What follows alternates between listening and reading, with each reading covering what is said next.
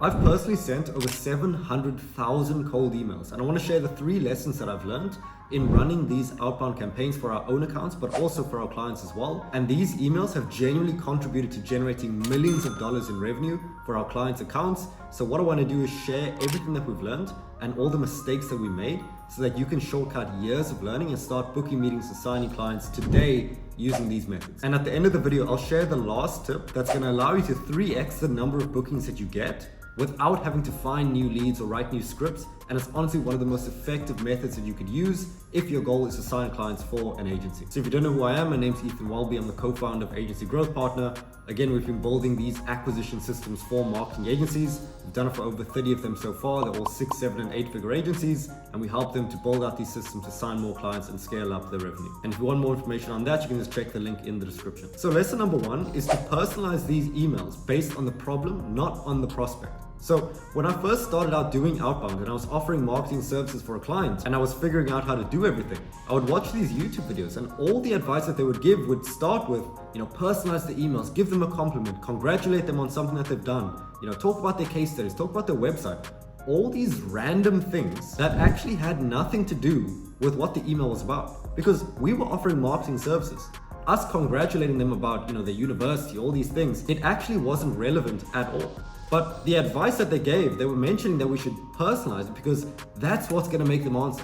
That's what's going to make them reply. That's going to make them want to read it and then get back to you and book a meeting. But in my head, that didn't make much sense. And this is the advice that 99% of people were giving, that we need to personalize it based on the person. So I'd end up doing all these random things, like, again, giving a compliment in the first line, saying, hey, congratulations on, graduating from this university. Then I would mention the fact that they're in this location or they're in this industry. And I'd talk about all these specific things, but the problem was that it would take all this extra time, right? I could just send out the emails, but I'd end up spending hours and hours personalizing all these messages specific to the person that I'm speaking to. And then one day, the thing that made me change from doing this was that I was learning about offers. And when I was learning about offers, I was reading some books, I was watching some courses, and they were saying that the most effective offers, the most effective messages, emails, are the ones that are specific. And I was like, yeah, that's right. That's what all these YouTube guys are saying.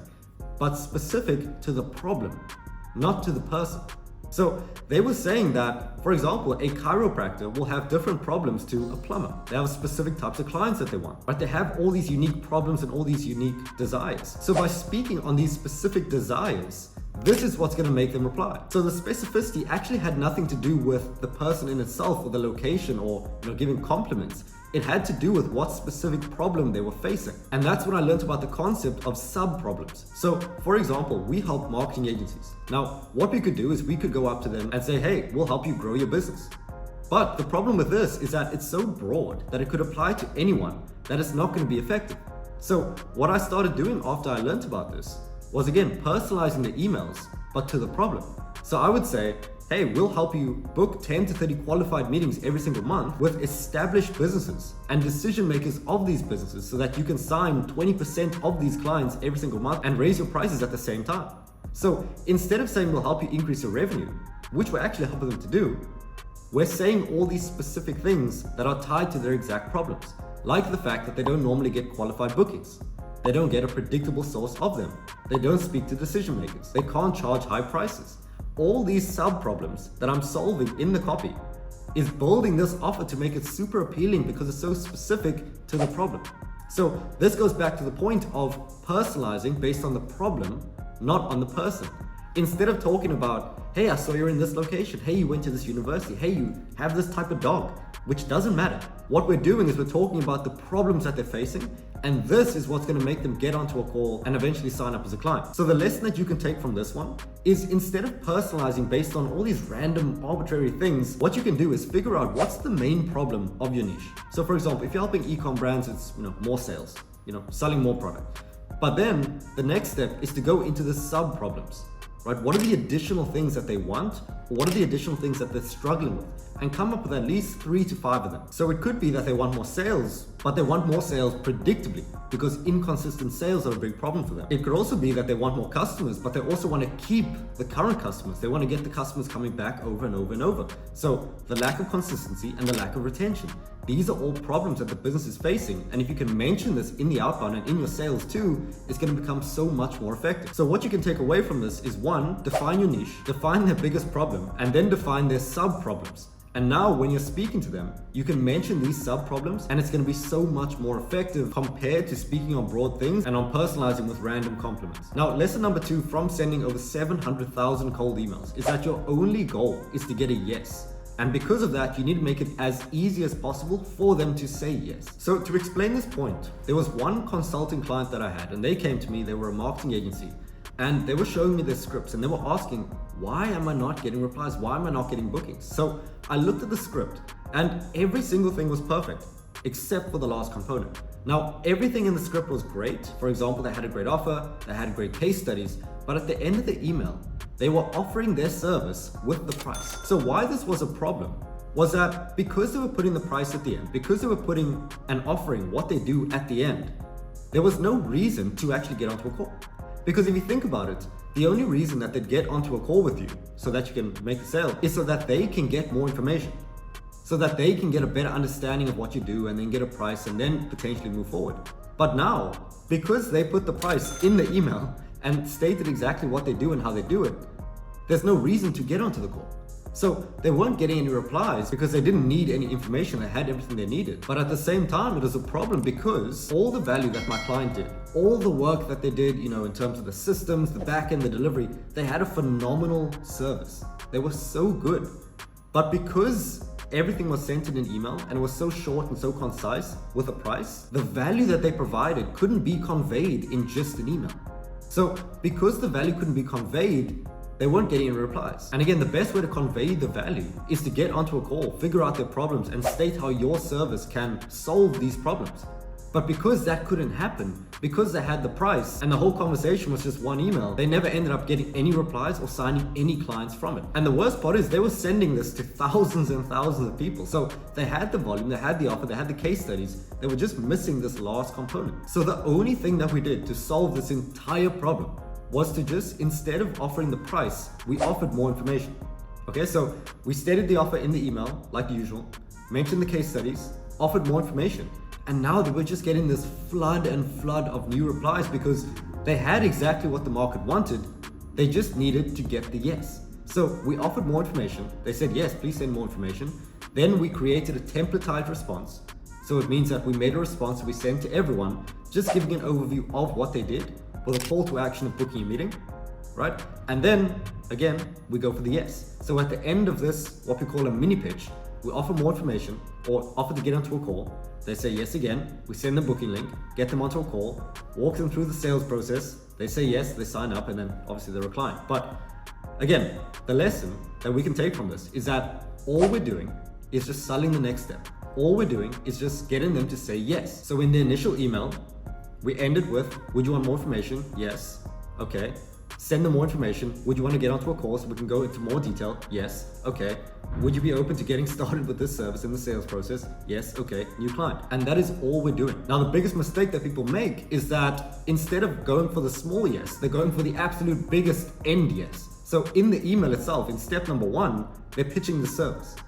But the problem is that there's so much space between the email and the service that no one's gonna make that jump on their own. You need to walk them through every single step. So what can you take from this? If it's the case that you're not getting enough replies or even positive replies, it may be the case that what you're offering is too much. So for example, if you're sending an email and you're offering to get them onto a call straight away, it's too much of an ask for someone that's just met you. So instead of saying, hey, would you be open to get onto a call? You can change it to, hey, would you be open to me sending some more information? Hey, would you be open to me sending some case studies? Hey, would you be open to me explaining this in more detail? And then they can say yes, and then you can give them more, and then they'll be more receptive after you give them more information to actually get onto a call or progress further in the conversation. So right now, just review what you're doing and see how you can decrease the action required to actually get them to say yes. And I promise you, your results will go up instantly. And finally, lesson number 3 is that you are actually not that important and people just forget. So very early on when I started in business, I was offering my service through outreach. And the problem was that all the leads that I had, I would source manually, but I didn't have enough money to get more leads. So pretty much I went through my entire lead list. I have no one else to reach out to now, and I don't have money to get more. So now I'm like, oh man, what am I gonna do? How am I gonna message these people? How am I gonna sign clients? And I thought, I started this lead list. I started using this lead list, let's say 2 months ago. And these people actually haven't been contacted in at least 60 days, 30 days. So what if I just message them again, right? Because I didn't have money to get more, and I didn't have the time to actually source them myself. So what I did was, I literally just re-messaged the same people. And at this time, it was with the exact same message too. I didn't even think of changing anything. And guess what? I got results, right?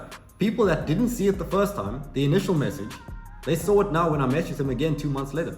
And even the people who did see it forgot that they saw it the first time and ended up replying. So it's pretty funny to see that we like to obsess over ourselves and think like, oh, what if they remember me from 3 months ago when I sent them that email? But in reality, people get so many emails, so many messages, so many requests for everything that your little email, your little message is so insignificant in their minds, in their world, that you can message the same people over and over, even with a slightly different message, and they won't even remember you. To the point where I've literally had situations where I had a call with someone in the past, let's say 3 months ago. So we decided that they weren't a good fit, they probably weren't going to be a good client. So we carried on with everything. And then months later, we may have messaged them by mistake, they may have seen one of our pieces of content, and they ended up just booking another time. And guess what? They didn't even remember the first call. Right? They had so many things happening that they didn't even remember the fact that we spoke to them months earlier. So I ended up telling them again, firstly that we spoke, but secondly that we didn't think they were a great fit. But the point is that people forget. So when you are sending outreach, don't worry, right? I know so many people that stress over, oh, what are they gonna think? What are they gonna do? Nothing. Right? People just have their own things happening. Your message is very insignificant in their world, so there's absolutely nothing to stress about that. But the thing that you can take away from this is that you should keep every single lead that you get. So if you're sourcing leads, if you're paying someone to source for you, then you should store all of your leads, whether that's in a spreadsheet, in a database like Notion, for example, for the sole reason that you can message them again. So keep them in one place, keep it organized, keep it with tags, make sure you know the lead list, when it was sourced, what the leads are in there. And then depending on how risk averse you are, every month, every 2 months, every 3 months, you can reach out to these exact same leads, assuming they didn't, unsubscribe or tell you to stop messaging them, something like that. If they just didn't reply and you have the lead list, you can just put them back into the campaign until they, for example, say yes or no. And if you want to get really advanced with it, what you can do is you can set specific reminders as to when you're going to put these back into the campaign and really build a system out of it. So this is what we do for our clients right now. We source the initial list, and then as we use it, we just set reminders, we set schedules as to when we're going to put them back into the campaign and launch it again with a slightly different offer. Because it could be the case that they want what you're offering, but just the way that you said it wasn't how they wanted to hear it. Right? They want to hear it how they want to hear it. So if you can just tweak the offer, tweak the copy, tweak the messaging to the point where it's appealing to them now, then you could get someone onto a call who actually wanted to get onto a call but didn't because the messaging wasn't right for them. So the lesson from sending over 700 cold emails is that 1, personalized based on problems, not people. Your only goal is to get the yes, so make it extremely easy. And finally, people forget your message is not that important to them. So because of that, you can re-message them with a new offer or even the exact same offer. And if you want some more information about how we can run these sorts of outbound systems for you on a completely done for you basis, you can just check the link in the description. And finally, if you found the video useful, leave a like, comment, and subscribe for more content. I'll talk to you in the next one.